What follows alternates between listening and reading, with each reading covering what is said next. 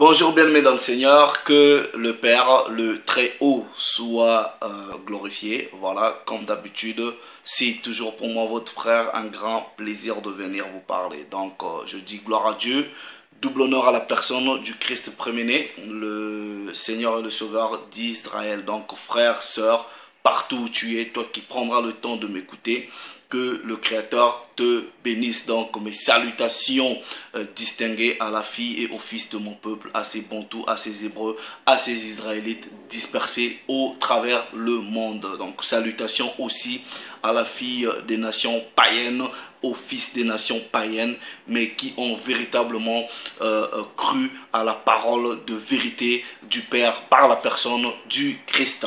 Donc frère, que le Créateur lui-même, partout où vous êtes, vous sanctifie corps, âme et esprit. Je vais essayer de faire ce petit enseignement, ok? Comme vous pouvez voir le titre, ok? Les Israélites Bantous avaient-ils rejeté, ok? Avaient-ils rejeté le Christ Jésus, ok? Bon, comme on dit Christ Jésus, on veut parler de la personne du premier-né. Donc, est-ce que tous les Bantous ont rejeté ce Christ-là? Vous allez réaliser quelque chose. Donc, je vais parler de la théologie du remplacement, ok? Parce que dans le christianisme actuel, ils ont mis sur pied, ok, une sorte de théologie de remplacement. Et vous allez percevoir la supercherie, ok? Maintenant, vous voyez, ceux qui, quand eux, dans leur abomination du christianisme là, quand vous leur présentez, ils connaissent la vérité biblique. Donc, comme ils ont dans un mécanisme de falsification, comment dire, un mécanisme d'usurpation, ok?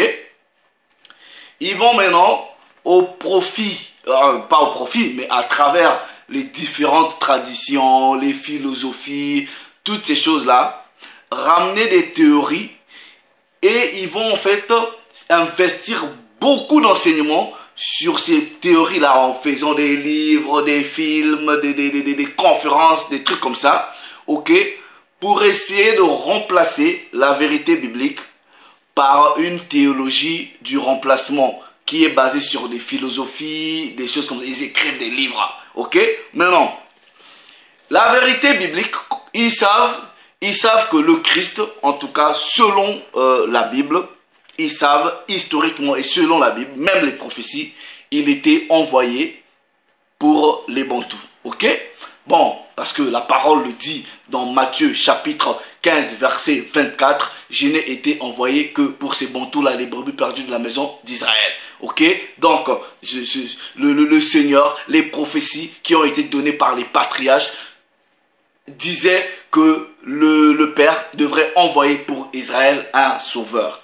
Maintenant, tous ces abominables-là qui veulent changer l'histoire et qui ont d'ailleurs changé l'histoire, ils vont vous dire, ouais, mais bon, oui, on sait que Jésus, il était venu pour Israël, mais Israël l'avait rejeté. Voilà pourquoi il est parti chez les païens. Donc, ça, il s'arrange à ramener les théologies de remplacement pour qu'ils rentrent par la grande porte. Vous voyez, c'est des voleurs, ils veulent rentrer par la fenêtre, c'est des voleurs et la parole va les rattraper. Donc on va voir si réellement, ok, comme cela est enseigné dans le faux christianisme, si réellement les Bantous, les Hébreux, voilà les véritables Juifs, s'ils avaient rejeté le Christ,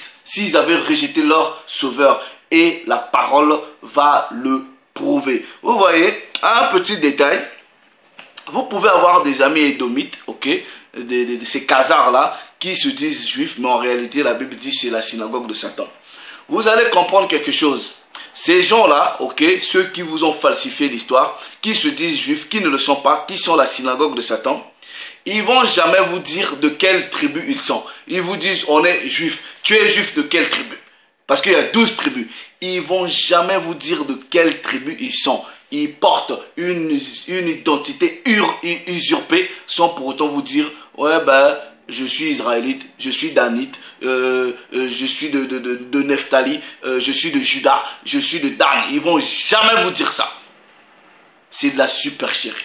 Et en ramenant cette théorie du remplacement, ils vont dire ouais, ils ont le Christ, voilà, il a été, les Hébreux l'ont rejeté, voilà, des trucs comme ça. Maintenant, on va prouver avec la parole, ok, si réellement avant sa mort, pendant son vivant, si les Hébreux tous avaient rejeté le Christ, et même après, s'il avait rejeté, et la parole va le prouver. Souvent, ceux-là qui ramènent cette abomination de cette théologie-là du remplacement, ils vont citer premièrement Jean chapitre 1er.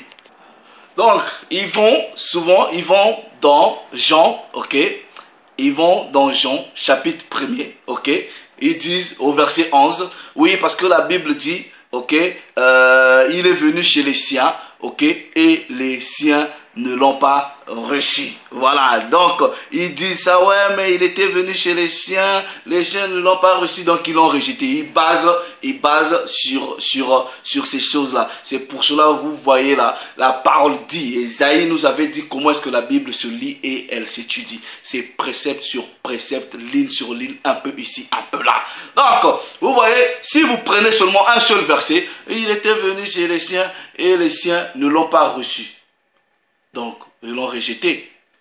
Si on vous sort, parce que vous voyez, dans le christianisme, là, ils sont forts, hein, ils font ce que nous on appelle en anglais le cherry picking. C'est-à-dire, ils piquent, ils prennent ce qui leur arrange et ils remplacent avec beaucoup de livres, beaucoup de trucs, beaucoup de conférences, des films, et ils créent une doctrine.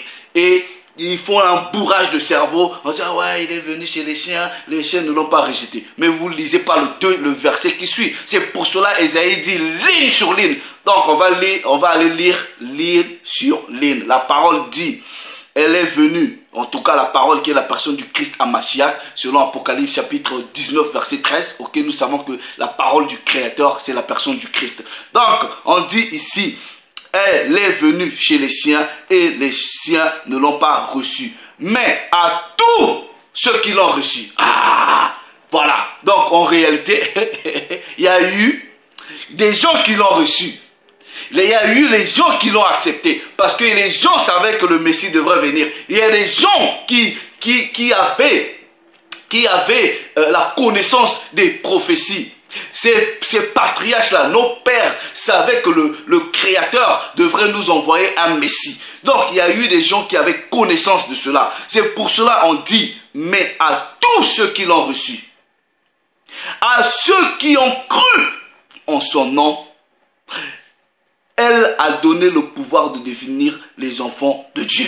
Donc, quelque part, il y a eu des gens qui l'ont pas reçu, qui l'ont rejeté, mais il y en a aussi qui l'ont reçu. C'est à ces gens-là qui l'ont reçu que le Père, par la personne du Christ, avait donné le pouvoir de devenir des enfants de Dieu. Vous voyez, il s'arrête seulement, il est venu chez les chiens l'ont rejeté, et ils font des livres, du bourrage de cerveau, et des faux enseignements de la philosophie. Et vous mettez ça dans la tête. C'est la théologie du remplacement. Maintenant, on va aller dans la parole. Ok, on va aller dans la parole pour vous prouver si même de son vivant, ok, il y a eu des gens qui ont cru en lui. Nous allons dans Jean, ok, Jean chapitre 11, ok, Jean chapitre 11, version seconde 19-10. Je vais lire à partir du verset 43, vous voyez ce qu'il a fait à son frère, à son ami Lazare, quand il a sorti du tombeau, il a ressuscité de mort. La parole dit, ayant dit cela, il cria d'une voix forte, version seconde 19-10, Lazare, sors, ok? Verset 44, et le mort sortit, les pieds et les mains liés de bandes et le visage enveloppé d'un linge. Jésus leur dit de lier-les et laisser-les aller.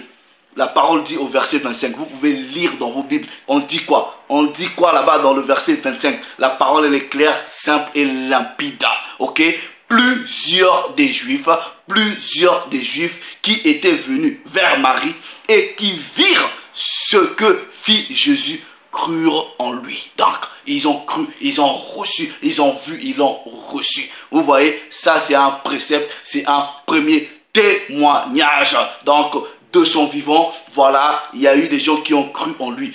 De son vivant, il avait des disciples. Les disciples ont cru en lui. Les disciples ont cru au message et ont suivi ce premier-là, ce Christ de Dieu. Donc voilà votre histoire là, ils n'ont pas cru des trucs comme ça, c'est des bêtises, c'est des bêtises. Ok, nous allons même dans Actes, ok, même après sa mort, ok, dans Actes chapitre, on prend Actes chapitre 21, ok, je lis à partir du verset 18, il est écrit, ok, le lendemain, Paul se rendit avec nous chez Jacques. Et tous les anciens s'y réunirent. Verset 19. Après les avoir salués, là le Christ était déjà mort, après les avoir salués, ok, il raconta en détail ce que Dieu avait fait au milieu des païens par son ministère, parce qu'il y a eu, Paul, il fait des miracles. Maintenant, verset 20. Quand ils l'eurent entendu, ils glorifièrent Dieu. Puis, ils lui dirent, tu vois, frère, combien de milliers, vous le lisez dans vos Bibles, je ne sais pas milliers là, combien de milliers de Juifs ont fait quoi? Ont cru. Et tous zélés par la loi. Tous zélés par la loi. Donc, ils ont cru en la personne du Christ à Mashiach, au message qu'avaient apporté les apôtres, même après la mort du Maître. Donc, voilà. Je vais même dans Actes, je prends même le chapitre 19, hein. Je prends même le chapitre 17, ok. Je prends le chapitre 17, ok, du verset 10. Aussitôt, ok, les frères firent partir de nuit Paul et Silas pour Bérée, ok, pour Bérée. Lorsqu'ils furent arrivés, ils entrèrent dans la synagogue de qui? Des Juifs. Dans la synagogue des Juifs. Regardez, la parole dit, ces Juifs avaient des sentiments plus nobles que ceux de Thessalonique. Ils firent quoi? Ils reçurent la parole. Ils reçurent la parole. Donc pour recevoir, il faut croire, il faut accepter. Ils reçurent la parole avec empressement et ils examinaient chaque jour les Écritures pour savoir si ce qu'on leur disait était exact. Donc, ils ont reçu, c'était des Juifs. Donc, votre théorie de dire que tous les Juifs l'avaient rejeté là, ça ne tient pas debout. Ça bégaye, ça marche avec des béquilles. Vous voyez, c'est n'importe quoi. C'est n'importe quoi. Maintenant, quand on lit Jean 1, au verset 11, ok, on dit... Il est venu chez les siens l'ont rejeté. Maintenant, on va aller voir cette catégorie-là des siens qui avaient rejeté la parole, qui avaient rejeté le Christ, qui avaient même rejeté la parole du Père, parce que la parole du Père, c'est la personne du Christ à Mashiach. Vous pouvez prendre vos Bibles, on va dans le livre de Jean, ok, Jean chapitre 11. Jean chapitre 11. Attendez. Jean. Dans le même, Jean 11, hein, dans le même, vous voyez, quand il a fait ce miracle, ok, vous voyez, je prends, on vous dit au verset, attendez, au verset 45, ok, Jean 11, vous allez comprendre maintenant qui étaient ces Juifs-là. Jean 11, ok, qui étaient tous ces Hébreux-là qui l'avaient rejeté. Maintenant, vous voyez, quand il a fait le miracle, il a ressuscité Lazare. Regardez à partir du verset 45. Plusieurs des Juifs, ok, qui étaient venus vers Marie, qui virent ce que fit Jésus, crurent en lui. Maintenant, regardez. Mais quelques-uns d'entre eux, donc quelques-uns des Juifs qui étaient venus pour dire à Maria, oui, on est sorry, tu as perdu ton frère, en tout cas pour les encouragements. Plusieurs ont cru quand ils ont vu le miracle, mais il y avait maintenant quelques-uns dans ce groupe-là. La parole dit quelques-uns d'entre eux, ok, allèrent maintenant trouver les pharisiens, ok, et leur dire ce que Jésus avait fait. Ces pharisiens-là, c'était toujours des Hébreux, c'était toujours des Bantous. Ok, maintenant, regardez, maintenant, et avec le verset 47, alors les principaux sacrificateurs et les pharisiens qui restaient toujours des Juifs, ok, et les principaux sacrificateurs assemblèrent le Sanhédrin et dirent, que ferons-nous, car cet homme fait beaucoup de miracles. Si nous le laissons faire, tous croiront en lui. Et les Romains viendront détruire et notre ville et notre nation. Voilà, ce sont eux-là, les quelques-uns là, qui s'étaient extirpés de la foule qui avait cru. Ils sont partis voir maintenant les pharisiens pour leur dire, ah mais il y a un monsieur là-bas, il a fait les miracles. Et les pharisiens sont partis voir les principaux sacrificateurs en disant, nous devons faire quelque chose à ce frère-là, parce que si on le laisse comme ça, va prendre la notoriété et les gens vont commencer à le suivre. Nous, on n'aura plus notre position. Donc, c'est à cause de ça, ok? Et ce sont eux, maintenant, qui vont fomenter, ces noirs-là, ses propres frères, qui vont fomenter le complot contre le Hamashiach pour aller le livrer à l'homme blanc. Donc, voilà l'histoire selon la parole. Vous voyez, quand nous partons dans Matthieu chapitre 27, dans Matthieu chapitre 27, vous allez comprendre. Je lis à partir du verset 11, ok.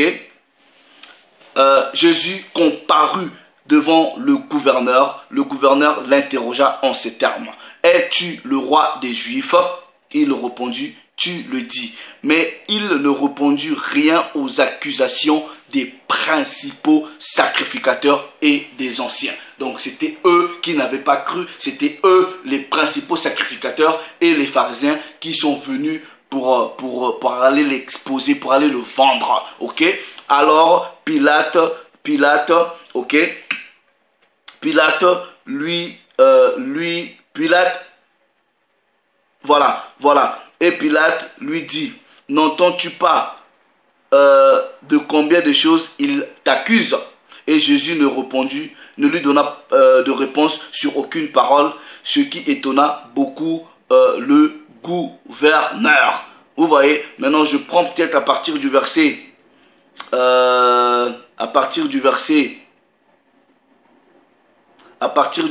19, pendant qu'il était assis sur le tribunal, sa femme lui dit qu'il n'y a rien entre toi et ce juste, car aujourd'hui j'ai beaucoup souffert en songe à cause de lui.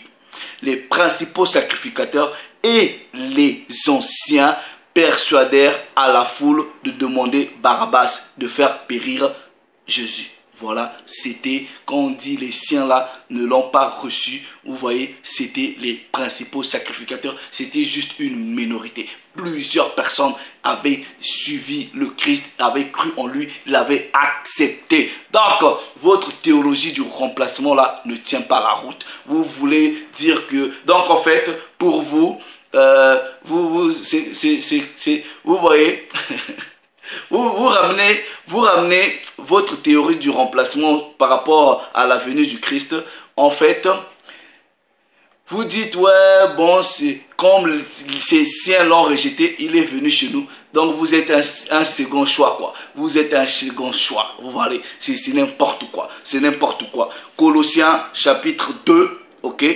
Colossiens chapitre, vous voyez, la parole nous avait déjà interdit cela. Colossiens chapitre 2, ok. La parole dit au verset 8, prenez garde que personne ne fasse de vous sa proie par la philosophie et par une vaine tromperie, ok, s'appuyant sur la tradition des hommes, sur les rudiments du monde et non sur Christ. Or, Christ, c'est la parole. Or, la parole rend témoignage, ok, puisque lui-même dit, dans le rouleau du livre, il est question de moi. Donc, le rouleau du livre rend témoignage que quand il est venu, beaucoup de ses frères l'avaient reçu. Beaucoup de ses frères l'avaient reçu. Une petite minorité seulement des Hébreux, de ces Bantous-là, ne l'avaient pas reçu. Donc, le Père soit encore glorifié. Shalom.